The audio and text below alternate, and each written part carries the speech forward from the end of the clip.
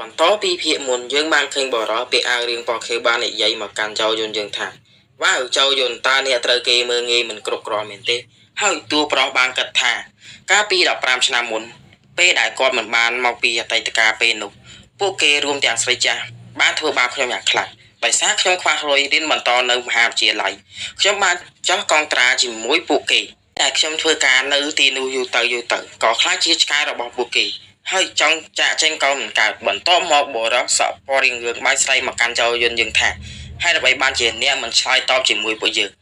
ខ្ញុំគិតថាគួរតែប្រដៅអ្នកចេញខ្លះហើយបន្ទាប់មកចៅយន្តបានវាយមួយដៃកណ្ដាលមុខឡើងជិះឈាមហើយអុកគូតញាច់ហើយចៅយន្តយើងបាននិយាយថាសូមទៅប្រាប់មេរបស់អ្នកថាខ្ញុំធ្វើការឲ្យនាងរួចហើយបន្ទាប់មកបរិសដែលពាក់អាវរៀងខៀវបាននិយាយថាតើអ្នកកំពុងចាក់ចេញមែនទេអ្នកពិតជាឈួតមែនហើយចៅយន្តបានតបថាអូបន្ទាប់ពីខ្ញុំចាក់ចេញកុំភ្លេចផ្ដល់ប្រាក់ប្រចាំខែនិងប្រាក់បំណាច់របស់ខ្ញុំចូលប្រកល់វាមកឲ្យខ្ញុំហើយបរិសដែលពាក់អាវរៀងពណ៌ខៀវបាននិយាយទៅកាន់បរិសម្នាក់ដែលនៅក្បែរខ្លួនថាតើអ្នកឃើញទេប្រសិនបើយើងរស់មិនបានយូរទេយើងក៏មិនបានឃើញរឿងដែលគួរឲ្យសម្លាញ់បាននេះដែរបរិសម្នាក់នោះបានវាយមកកាន់ចៅយន្តយើងបានវាយទៅវិញដោយសារលបឿនចៅយន្តយើងលឿនជាងបានដាក់មួយដៃចំកណ្ដាលមុខបន្ទាប់មកចាប់ក្បាលអុកមួយចង្គង់ហើយពួកដែលនៅក្បែរនោះបាននិយាយថាហើយអ្វីបានជាគេលឿនយ៉ាងនេះតោះយើងចូលម្ដងទាំងពីរទៅបន្ទាប់មកអ្នកទាំងពីរបានរកសម្រុកទៅវាយចៅយន្តយើងហើយចៅយន្តយើងបានដាក់ម្នាក់មួយកែងមួយជើងគឺដីស្អាតហើយចៅយន្តយើងបានគិតថាវាកាត់ឡើងបានដោយសារ15ឆ្នាំមុនខ្ញុំបានវឹកហាត់ការពារខ្លួនប៉ុន្តែខ្ញុំគិតថារាងកាយរបស់ខ្ញុំมันមានសាច់ដុំដែរ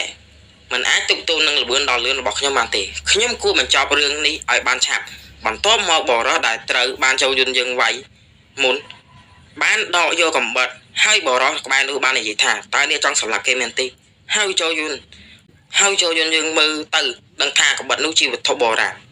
ដោយសារស្គៀស្បៃរបស់ហើយចៅយន្តយើងបានញឹមបន្ទាប់មកបរិសនោះបានរត់មកកាន់ទូប្រុសរបស់យើងហើយបាននិយាយថាស្លាប់ទៅប៉ុន្តែចៅយន្តយើងបានគេចផុតរួចចាប់កាច់ដៃ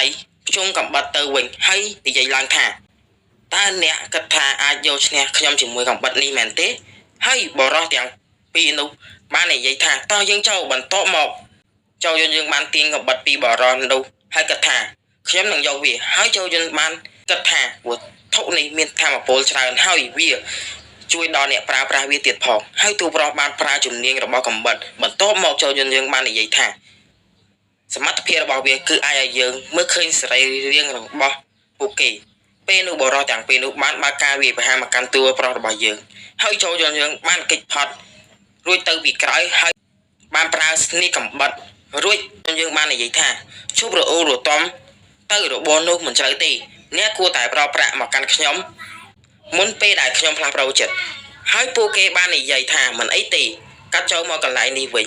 យើងបានឃើញនារីម្នាក់កំពុងនិយាយទូរស័ព្ទថាតើអ្នកត្រូវបានចូលយន្តយកប្រាក់ប៉ុន្មានហើយបរិសនោះបាននិយាយទូរស័ព្ទតបវិញថាខ្ញុំមិនដឹង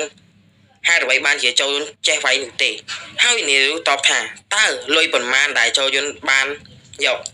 បន្ទាប់មកបរិសនោះបានតបថាគឺលុយទាំងអស់របស់ខ្ញុំកាត់ទៅពី2ម៉ោងមុនពេលដែលចូលយន្តកំពុង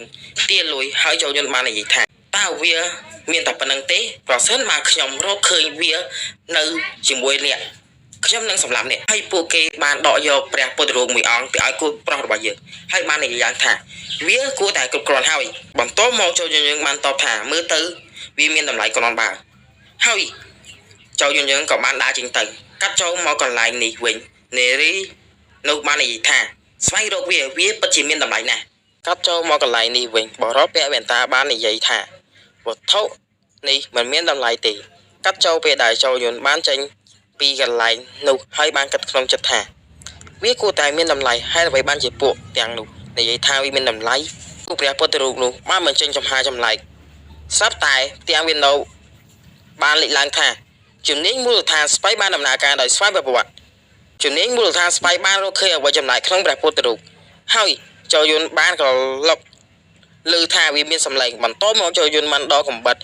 បានធ្វើការខ្វាយទៅកាន់ព្រះពុទ្ធរូបនោះហើយបានឃើញដបទឹកហើយចូលយន្តបានរើដបទឹកនោះបន្តមកបានគិតថាអូវាជាសារធាតុគ្រឿងញៀនដែលដាក់ក្នុងបារី ហើយចូលយន្តបានតែទៅអ្នកសើមគិតគិនបន្ទាប់មកនិយាយថាតើព័ត៌មានទាក់ទងនឹងសារធាតុគ្រឿងញៀនមានតម្លៃ$10000មែនទេចូលមកកន្លែងនេះវិញយើងបានឃើញនារីម្នាក់បាននិយាយទូរស័ព្ទជាមួយបរោះមិនស្គាល់អត្តសញ្ញាណនាងបាននិយាយថាទំនិញគ្រាន់តែត្រូវការចំណាយពេលវេលាប៉ុណ្ណោះបរោះអាកបាំងបានតបថាប្រយ័ត្នឡើងកុំឲ្យវាយឺតជាងនេះម្ដងទៀតក៏បានចុចបិទទូរស័ព្ទបាត់ទៅពេលនៅសើបអង្កេតគីមបាននាំខ្លួនបរោះដែលជាកូនចៅរបស់នាងមកហើយអ្នកសើបអង្កេតគីមបាននិយាយថាខ្ញុំបានរកឃើញសារធាតុញៀននៅកន្លែងធ្វើការរបស់នាងបានតបវិញថាកន្លែងធ្វើការរបស់ខ្ញុំប្រកបតែរបរស្របច្បាប់ប៉ុណ្ណោះបន្ទាប់មកអ្នកសើបអង្កេតគីមបានដកយកអេកូមហើយលោកប៉ូលីសបាននិយាយតាមអេកូមថាខ្ញុំបានរកឃើញសារធាតុគ្រឿងញៀននៅកន្លែងធ្វើការរបស់នាងបន្ទាប់មកអ្នកស៊ើបអង្កេតគីមបានវាយខ្នោះនាងហើយនាងបាននិយាយថាវាមិនអាចទៅរួចនោះទេបន្ទប់នីមួយសុទ្ធតែមានលេខកូដខុសៗគ្នាកាត់ចូលមកកន្លែងនេះវិញលោកប៉ូលីសបាននិយាយថានៅសល់បន្ទប់មួយទៀតមិនទាន់បានបើកទេហើយចូលយន្តយើងបានតបថាអូវាមិនអីទេបន្ទាប់មកចូលយន្តបានទៅដោះពាក្យសង្កាត់បន្ទប់នោះលោកប៉ូលីសបាននិយាយថាហេតុអ្វីបានជាអ្នកដឹងពាក្យសង្កាត់បន្ទប់ទាំងអស់នោះហើយចូលយន្តបាននិយាយថាខ្ញុំគ្រាន់តែមានការចងចាំល្អតែប៉ុណ្ណោះបន្ទាប់មកសាច់រឿងបានបង្ហាញនៅពេលដែលចូលយន្តធ្វើការឲ្យពួកនោះហើយចូលយន្តបាននិយាយថាហេតុអ្វីបានជាបន្ទប់នីមួយសុទ្ធតែមានលេខកូដខុសគ្នាអញ្ចឹងខ្ញុំគ្រាន់តែទន្ទិញពាក្យសង្កាត់ទាំងនោះឲ្យចាំប៉ុណ្ណោះព្រោះវាខាតពេលធ្វើការរបស់ខ្ញុំណាស់កាត់ចូលពេលនេះវិញលោកប៉ូលីសបាននិយាយថាខ្ញុំពិតជាបានរកឃើញវាមែននេះគួរតែអរគុណទៅកាន់អ្នកតែអ្នកបានជួយយើងចូលយន្តយើងបានតបថាវាជាសេចក្តីសប្បាយរបស់ខ្ញុំផងដែរកាត់ចូលមកកន្លែងអ្នកស៊ើបអង្កេតគីមចូលយន្តបានតែមកអ្នកស៊ើបអង្កេតគីមហើយនិយាយថាខ្ញុំចង់និយាយជាមួយនារីនោះបន្ទាប់មកអ្នកស៊ើបអង្កេតគីមបានយកទូរស័ព្ទទៅក្បែរនារីនោះដើម្បីឲ្យចូលយន្តយើងនិយាយហើយចូលយន្តបាននិយាយថាស្រីចាស់សូមរីករាយជាមួយជីវិតក្នុងគុករបស់អ្នកហើយនារីនោះបានតបថាអ្នកតើអ្នកជាអ្នកធ្វើវាមែនទេកាត់ចូលពេលយប់យើងបានឃើញចូលយន្តយើងកំពុងដើរហើយគិតថាខ្ញុំពិតជាសប្បាយចិត្តណាស់បន្ទាប់ពីបានសងសឹកពួកគេហើយស្រាប់តែឮសំឡេងទូរស័ព្ទរោហើយទូប្រុសបានដកយកទូរស័ព្ទមកមើលហើយឃើញថាអ្នកស៊ើបអង្កេតគេបានឆែកមកទូប្រុសយើងថា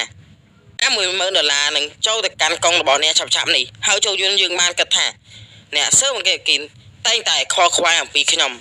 ប៉ុន្តែមានរឿងមួយដែលខ្ញុំមិនទាន់ធ្វើគឺសងសឹកជាមួយនឹងលោកធីយុនខ្វាន់បន្ទាប់មកចូលយន្តបានភ្ញាក់ផ្អើលជាមួយភ្នូដែលនៅពីមុខរបស់ខ្លួន